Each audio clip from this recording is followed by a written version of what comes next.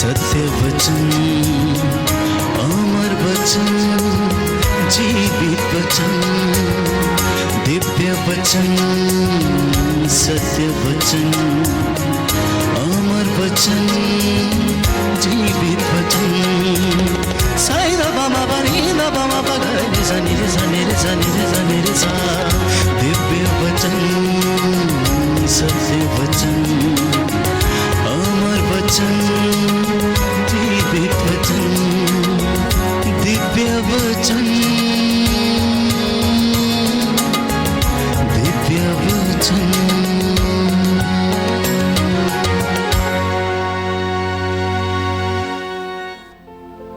प्यारे भाई प्यारी बहन, प्रभु का वचन कहता है, स्तोत्रकार लिखता है कि प्रभु के मंदिर की सीढ़ियों पर एक दिन बिताना अन्यत्र 1000 दिन बिताने से कहीं ज्यादा अच्छा है।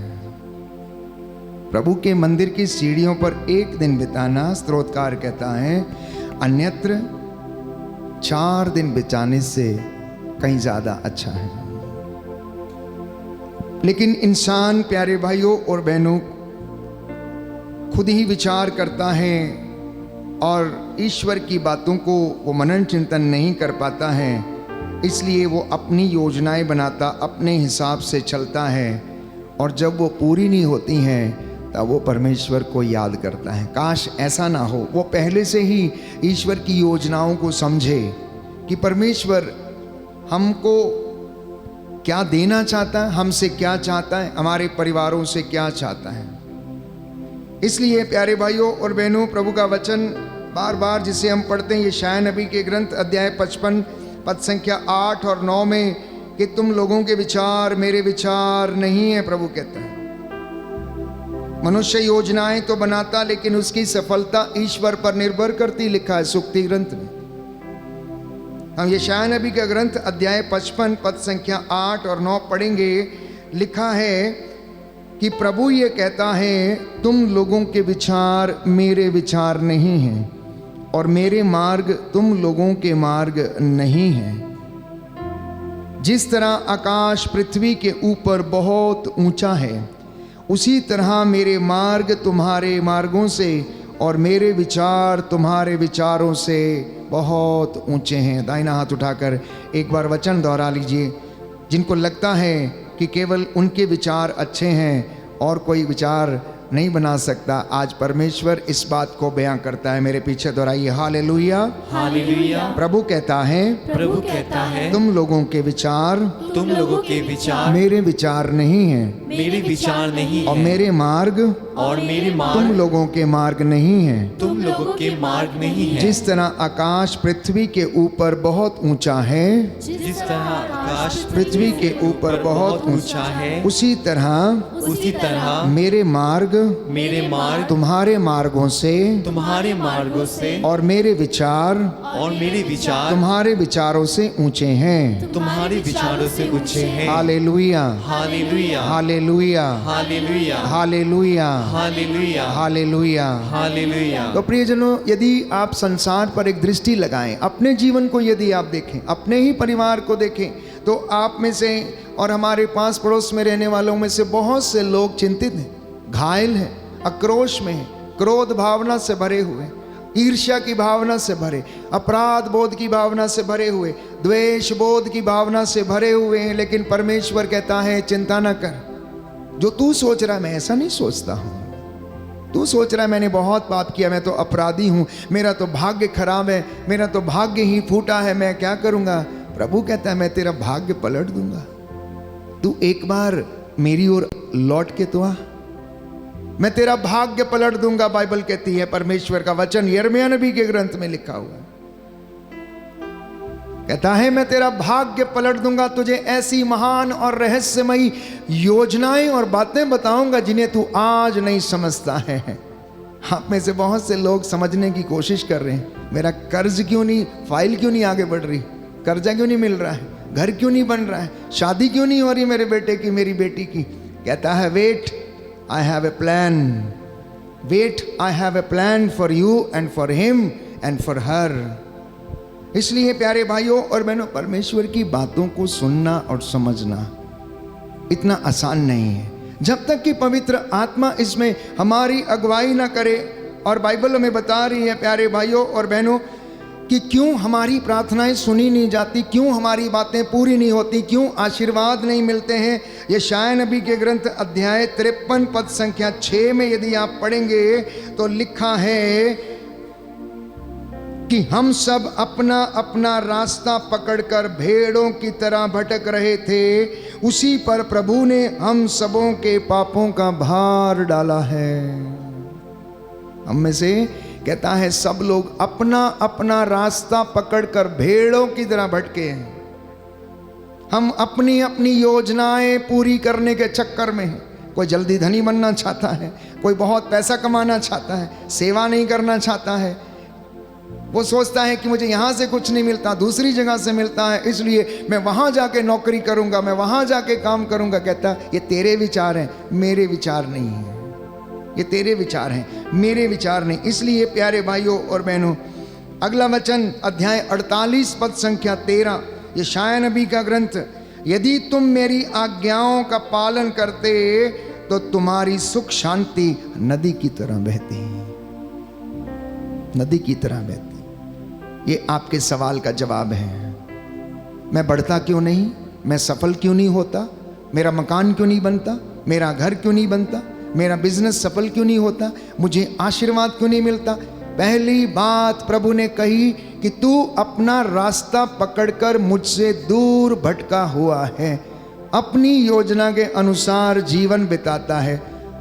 ये आपके सवाल का जवाब है। और दूसरा जवाब ये है, प्रभु उस बात को कंफर्म कर रहा है यशायाह नबी के द्वारा इजराइलियों को ये बात बताते हुए, और ये बात मुझे और आपको बताते हुए, यदि तूने मेरी आज्ञाओं का पालन किया होता तो तेरी सुख शांति नदी की तरह बहती। कहता है। मैं आपके लिए वचन पढ़ूंगा, यशायाह नबी का ग्रंथ अध्याय 48 पद संख्या 13 और उससे आगे, पद संख्या 13 और उससे आगे लिखा है, मेरे हाथ ने पृथ्वी की स्थापना की, मेरे दाहिने हाथ ने आकाश फैलाया, मेरे बुलाने पर वे प्रस्तुत हो जाते हैं।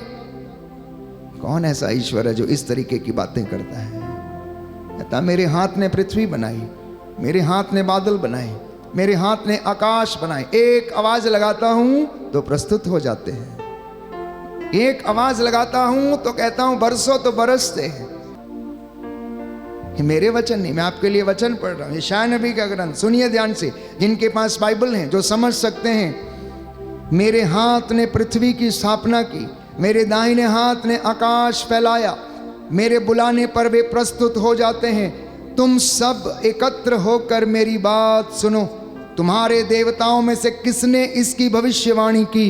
ईश्वर का कृपा पात्र बाबुल और खलदइयों की जाति के विरुद्ध इसकी इच्छा पूरी करेगा, उसकी इच्छा पूरी करेगा। मैंने ही यह कहा है, मैंने उसे बुलाया, मैंने उसे बुला भेजा, उसे सफलता मैं प्रदान करूंगा। मेरे पास आकर तुम यह सुनो, मैं प्रारंभ से ही गुप्त रूप से कभी नहीं बोला, जब से यह सब होने लगा मैं वहां था। अब प्रभु ईश्वर ने मुझे अपना आत्मा प्रदान करके भेजा है। प्रभु इज़राइल का परम पावन ईश्वर तुम्हारा उद्धारक ये कहता है, मैं प्रभु तुम्हारा ईश्वर हूँ और मैं तुम्हारे कल्याण की बातें बतलाता हूँ। मैं प्रभु तुम्हारा ईश्वर हूँ और मैं तुम्हारे कल्याण की बातें बतलाता हूँ और मार्ग में मैं तुम्हारा पथ प्रदर्शन करता हूँ। यदि तुमने मेरी आज्ञाओं का पालन किया होता तो तुम्हारी सुख शांति नदी की तरह उमड़ती और तुम्हारी धार्मिकता समुद्र की लहरों की तरह। बोलिए आमीन, आमीन, हालेलुया, हालेलुया। हे प्रभु ईश्वर, हे प्रभु ईश्वर, मुझ पर दया कर, मुझ पर दया मेरे कर, परिवार पर दया कर, मेरे परिवार पर मेरा दया कर, मार्गदर्शन कर। मेरा मार्गदर्शन कर। Hallelujah, hallelujah, hallelujah, hallelujah. हे प्रभु ईश्वर, हे प्रभु ईश्वर, मेरी मेहनत मजदूरी को मेरी मेहनत मजदूरी को आशीर्वाद प्रदान कीजिए। आशीर्वाद प्रदान कीजिए। Hallelujah, hallelujah, hallelujah, hallelujah, hallelujah, hallelujah, hallelujah. Hallelujah. तो प्रियजनों, अधिकांशता देखा यह गया है कि इंसान के जीवन में जो असफलता है वो उसके ही कर्मों के कारण है, उसके ही कर्मों का फल है। क्योंकि परमेश्वर ऐसा नहीं चाहता कि हम में से किसी को भी वो दुख दे। कौन माता पिता ऐसे हैं जो चाहते हैं कि उनके बच्चे दुखी हों? हमारा स्वर्गीय अब्बा पिता कैसे ये चाहेगा, जिसने आपको और मुझे अपनी हथेली पर गढ़ा, अपनी हथेली पर बनाया, हमारे नाम उसने अपनी हथेली पर लिखे और कहा कि मैंने माता के गर्भ में रचने से पहले तुमको जान लिया, तुम्हारा नाम लेकर तुम्हें बुलाया। वो कैसे सोच सकता है कि आप और मैं दुख में रहें, कष्ट में रहें, पीड़ा में रहें, शोषित रहें, लाचार रहें? वो कैसे सोच सकता है? नहीं, ये निर्णय हम लेते हैं उड़ाओ पुत्र के जैसे।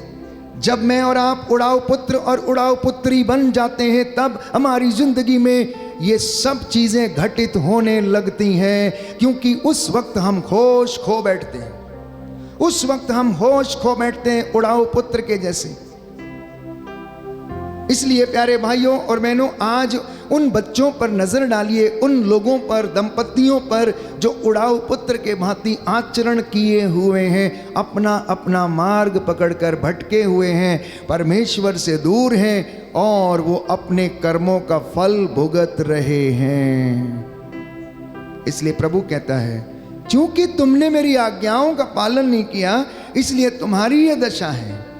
अगर तुम मेरी आज्ञाओं पर चलते, उनका पालन करते, तो कहता है तुम्हारी सुख शांति नदी की तरह बहती और तुम्हारी धार्मिकता प्यारे भाइयों और बहनों सदा के लिए बनी रहती। इसलिए एक दूसरा वचन जिसमें परमेश्वर और इस बात को कंफर्म करता है, यिर्मयाह नबी का ग्रंथ अध्याय 7, बुक ऑफ यिर्मयाह चैप्टर 7 वर्स 23। हम इस वचन को सुनेंगे और पढ़ेंगे कि प्रभु इसके द्वारा हमसे क्या कहना चाहता है। बुक ऑफ यिर्मयाह चैप्टर 7 वर्स 23। यदि तुम मेरी बातों पर ध्यान दोगे तो मैं तुम्हारा ईश्वर होऊंगा और तुम मेरी प्रजा होगे। यदि तुम मेरे बताए हुए मार्गों पर चलोगे तो तुम्हारा कल्याण होगा, तुम्हारा कल्याण होगा। सुन लीजिए, आपके कल्याण की एक ही बात है प्यारे भाइयों और बहनों, जिसके विषय में पवित्र बाइबल ये कहती है, यदि तुम मेरी बातों पर चलोगे, आज्ञाओं को मानोगे तो तुम्हारा कल्याण होगा। हालेलुया, हालेलुया, दाहिना हाथ उठाकर वचन दोहराएंगे, हालेलुया, हालेलुया। प्रभु कहता है, प्रभु कहता है, यदि तुम मेरी बात पर ध्यान दोगे, यदि तुम मेरी बात पर ध्यान तो मैं दोगे, तुम्हारा ईश्वर होऊंगा तो मैं तुम्हारा ईश्वर होऊंगा और तुम मेरी प्रजा होंगे। और तुम मेरी प्रजा होगे। यदि तुम मेरे बताए हुए मार्गों पर चलोगे यदि तुम मेरे बताए हुए मार्ग पर तो चलोगे तुम्हारा कल्याण होगा। तो तुम्हारा कल्याण होगा। Hallelujah, hallelujah, hallelujah, hallelujah, hallelujah, hallelujah, hallelujah. Hallelujah. ये संदेश परमेश्वर यिर्मयाह के द्वारा सुना रहा था, लोगों को बता रहा था, प्रभु की ओर अभिमुख हो जाओ, प्रायश्चित कर लो, उससे फिर से रिश्ता जोड़ लो।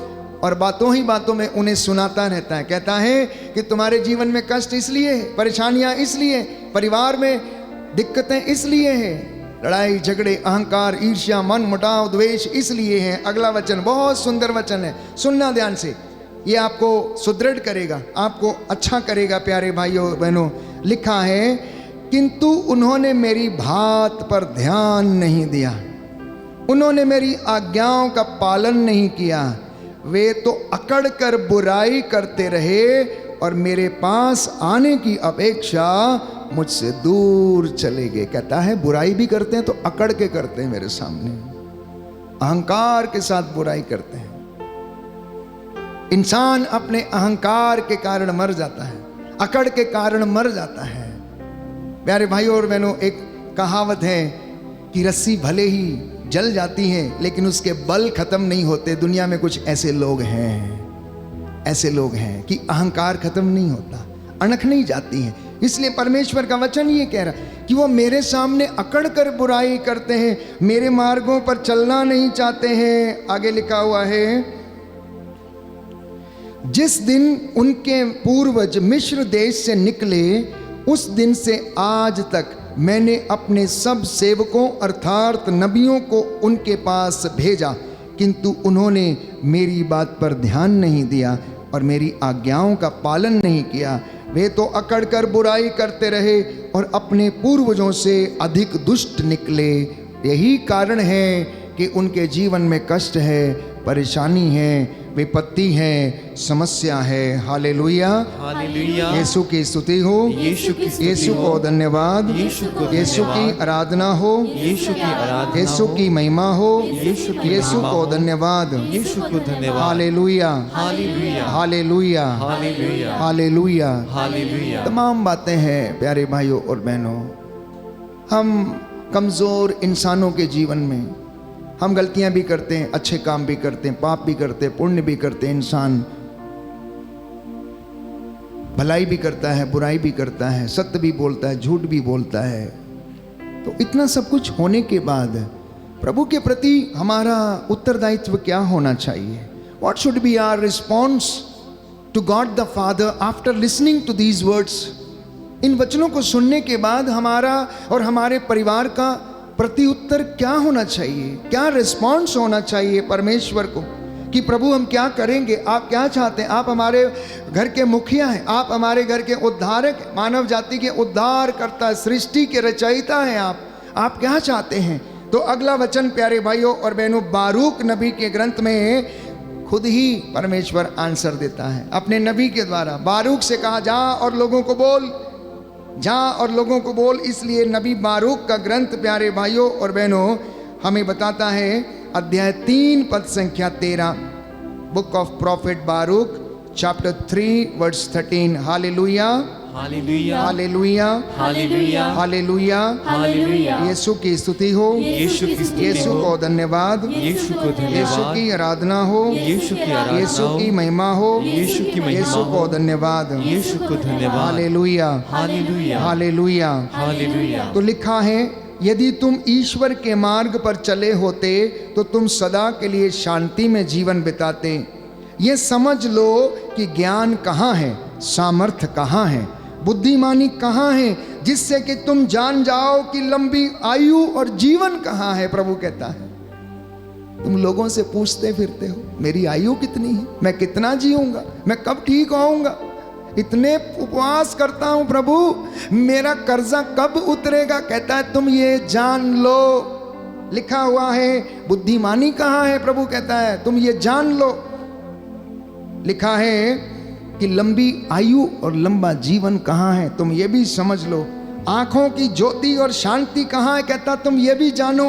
अगला वचन, कौन प्रज्ञा के निवास स्थान तक पहुंचा है, किसने उसके खजाने में प्रवेश किया है। राष्ट्रों के वे शासक कहाँ हैं जो पृथ्वी के जंगली पशु अपने वश में रखते और आकाश के पक्षियों को खेल दिखाते हैं, जो चांदी और सोने का संचय करते हैं, जिस पर मनुष्य भरोसा रखते हैं। कहाँ हैं वह मनुष्य जिनकी संपत्ति अपार है? कहाँ हैं वे चांदी के शिल्पकार जो चांदी की ही चिंता करते और जिनकी कला कल्पनातीत है? वे सब के सब नष्ट होकर अधोलोक में उतर चुके हैं और दूसरे लोगों ने उनका स्थान ले लिया है। एक नई पीढ़ी का उदय हुआ और वह पृथ्वी पर बस गई, किंतु उसने ज्ञान का मार्ग नहीं पहचाना।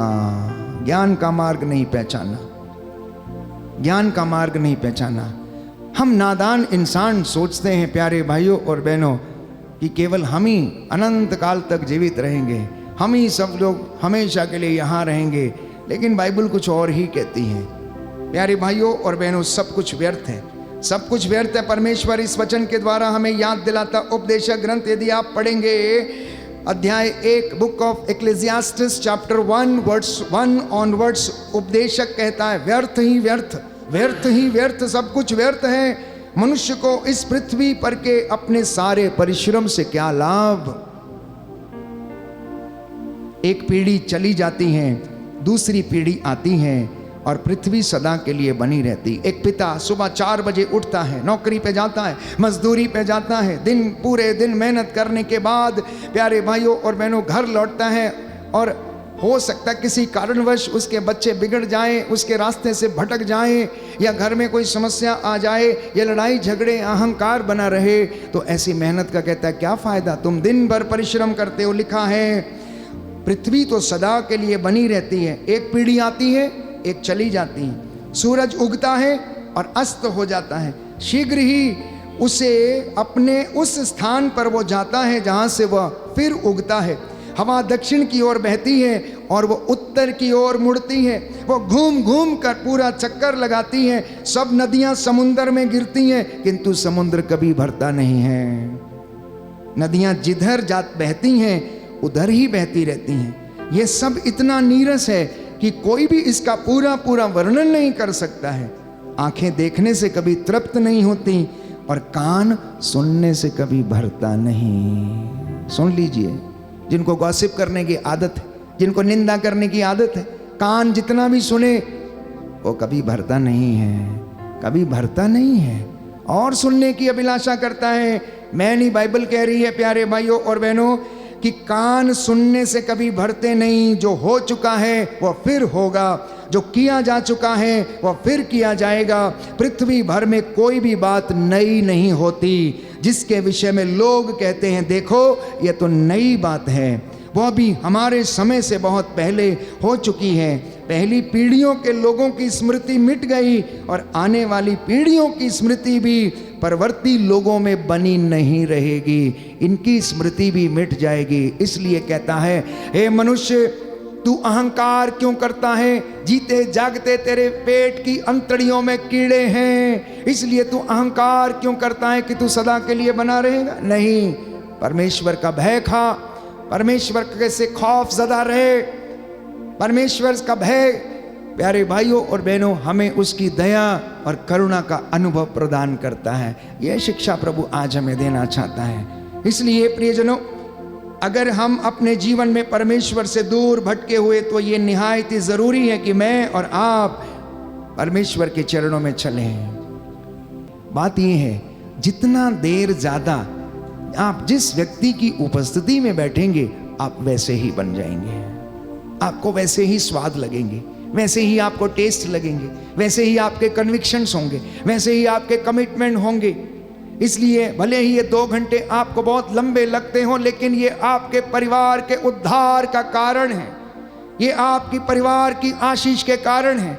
आप में से बहुत से लोग इन वचनों को सुनना नहीं चाहते, इन गीतों को गाना नहीं चाहते, भजनों को बोलना नहीं चाहते। आप अपने घर की दीवारों को सुनाना, अपने घर की आटा गूंदने की परात को, इस वचन को सुनाना, आपके घर की परात भी पवित्र होगी और जो रोटी उसमें पकेगी उसके द्वारा आपका शरीर भी पवित्र होगा। प्यारे भाइयों और बहनों, इन वचनों में वो ताकत है, इन वचनों में वो सामर्थ है, इन वचनों में प्यारे भाइयों और बहनों वो मस्सा है, क्योंकि यीशु ने कहा मेरे वचन आत्मा और जीवन है। परमेश्वर ने कहा यशायाह नबी के ग्रंथ में कि ऐसा हो नहीं सकता कि मेरा वचन बोला जाए और वो किसी को चंगा ना करे। क्यों? क्योंकि जैसे वर्षा आकाश से धरती पर नीचे उतरती है, धरती को गीला किए बिना नहीं लौटती, वैसे ही मेरा वचन है। आप में से इस वक्त हो सकता है 1400-1500 लोग मेरे साथ कनेक्टेड हैं यूट्यूब में और आप वचन सुन रहे हैं, और ये मेरा विश्वास है कि आप में से जितनों ने ये वचन सुने हैं वो आज आपका सोचने का, जीने का नजरिया बदल देंगे, आपके दिलों को, हृदयों को कुरेदेंगे प्यारे भाइयों और बहनों कि ये वचन आज से पहले हमने क्यों नहीं सुने, हमें क्यों नहीं बताए गए। प्यारे भाइयों और बहनों, परमेश्वर जानता है कि कब आपकी ज़िंदगी में ट्रांसफॉर्मेशन आना है, कब वो आपको प्यारे भाइयों और बहनों फिर से वो वही मसा प्रदान करता है। इसलिए प्रियजनों, पवित्र वचन बाइबल हमें बताती है, उपदेशक ग्रंथ अध्याय 3 पद संख्या 12, उपदेशक ग्रंथ अध्याय 3 पद संख्या 12, सुंदर वचन है। हम इस वचन को पढ़ेंगे कि प्रभु ये कहता है, बुक ऑफ इक्लेसियास्टिस चैप्टर 3 वर्स 12, मैं जानता हूं कि मनुष्य के लिए सबसे अच्छा यह है कि वह जीवन भर सुखी रहे और आनंद मनाए।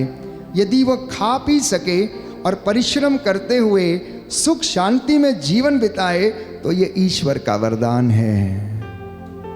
सुना आपने? सुना आपने ध्यान से? मैं फिर से पढ़ता हूं आपके लिए। बुक ऑफ इक्लेसियास्टिस चैप्टर 3 वर्स 12 कहता है, मैं जानता हूं कि मनुष्य के लिए सबसे अच्छा क्या है। God is telling, I know what is good for human beings. क्या अच्छा है? लिखा है कि मनुष्य के लिए सबसे अच्छा क्या? वह जीवन भर सुखी रहे और आनंद मनाए। यह मनुष्य के लिए अच्छा है। यदि वह खा पी सके और परिश्रम करते हुए सुख शांति में जीवन बिताए तो ये ईश्वर का वरदान है। किसी को शुगर है, मीठा नहीं खा सकता, रसगुल्ला देख के मन ललचाता है, गुलाब जामुन देख के मन ललचाता है, खा लेता है तो शुगर बढ़ जाती है, शुगर बढ़ती है तो अटैक आता है। कितनी विडंबना है प्यारे भाई और बहनों। तो ये ईश्वर का वरदान है?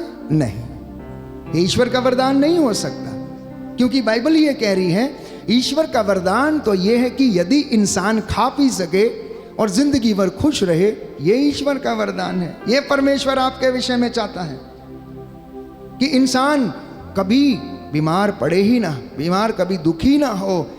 ये कहता है ये मेरे वरदान नहीं, मेरे वरदान तो कुछ और हैं। मेरे वरदान तो ये है कि यदि तुम खा पी सको, ऐश करो, तुम्हारे सामने रखा है और तुम्हारा देख के जी ललचाता रहता है लेकिन खा नहीं पाते, वाह क्या बात है।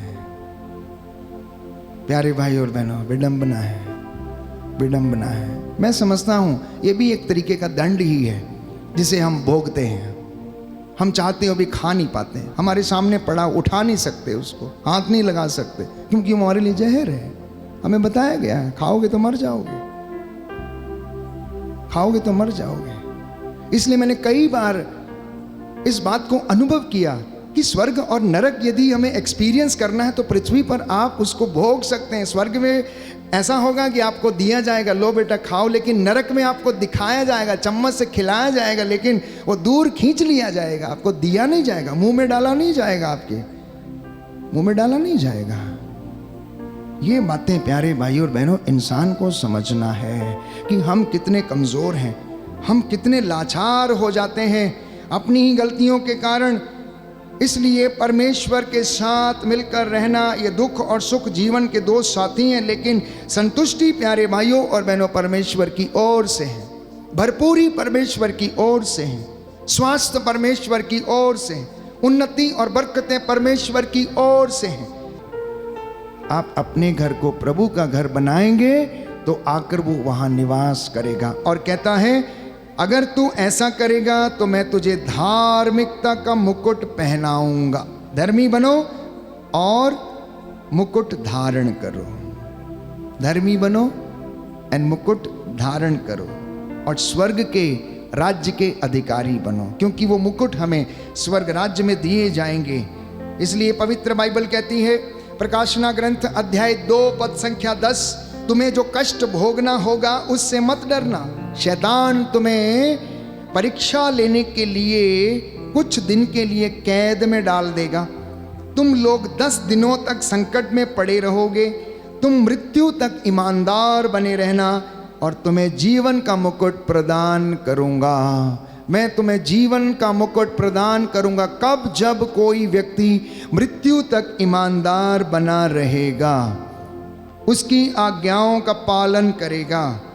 दूसरा मुकुट प्यारे भाई और बहनों जिसके विषय में बाइबल हमें बताती है, कुरिन्थियों का पहला पत्र अध्याय 9 पद संख्या 24 से 25, अनश्वर मुकुट के लिए प्रयास कभी नहीं करना और मुरझाने वाले मुकुट के लिए कभी प्रयास नहीं करना, परंतु जो अनंत काल तक बना रहता है उसके लिए प्रयास करना, उसके लिए मेहनत करना। तीसरा मुकुट जिसके विषय में बाइबल बात करती है, तिमोथी का दूसरा पत्र अध्याय 4 पद संख्या 8, second letter of Saint Paul to the Timothy chapter 4 verse 8, अब मेरे लिए धार्मिकता का मुकुट तैयार है, कहता है, जिसे न्याय विचारपति प्रभु मुझे उस दिन प्रदान करेंगे, मुझको ही नहीं बल्कि उन सबों को जिन्होंने प्रेम के साथ उनके प्रकट होने के दिन की प्रतीक्षा की है। कहता है अब उन्हें उनके लिए धार्मिकता का मुकुट तैयार है, जिन्होंने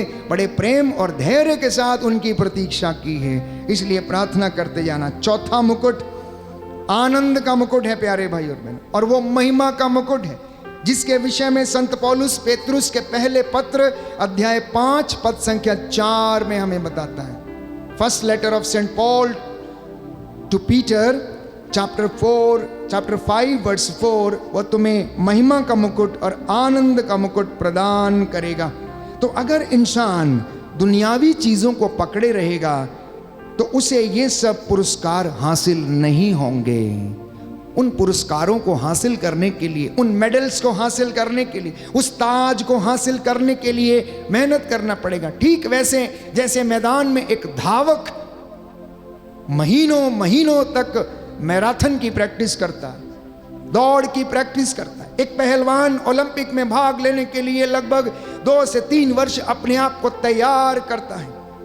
एक कुश्ती लड़ने वाला और एक टूर्नामेंट खेलने वाला व्यक्ति जैसे अपने आप को तैयार करता, वैसे ही प्यारे भाइयों और बहनों, हम प्रभु के भक्तों को भी स्वर्ग राज्य यदि पाना है तो अपने कार्यों को, अपनी धार्मिकता को हमें बनाए रखना होगा। इसलिए पाप से डरना नहीं और किसी चीज से डरना नहीं, बल्कि इनका सामना करना, इनका सामना करना, फेस द चैलेंजेस।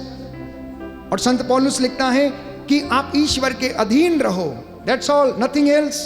कुछ नहीं करना है, परमेश्वर के अधीन रहना। अधीनता का मतलब है उसकी बातों को हमेशा अपने साथ रखना, उनको याद करना, उनको बोलना और उसके अनुसार काम करना, और वो आपको महिमा का, आनंद का मुकुट प्रदान करेगा। दुनिया की हकीकत तो ये है कि दुनियावी चीज़ों को भी इंसान पकड़े हुए और छोड़ना नहीं चाहता है, साथ ही ईश्वर से पुरस्कार पाना भी चाहता है, पुरस्कार पाना भी चाहता है। तो अगर हमने प्रभु से उन पुरस्कारों को प्राप्त करना है तो हमें दुनियावी चीज़ों को त्यागना होगा और उसके लिए सैक्रिफाइस की आवश्यकता।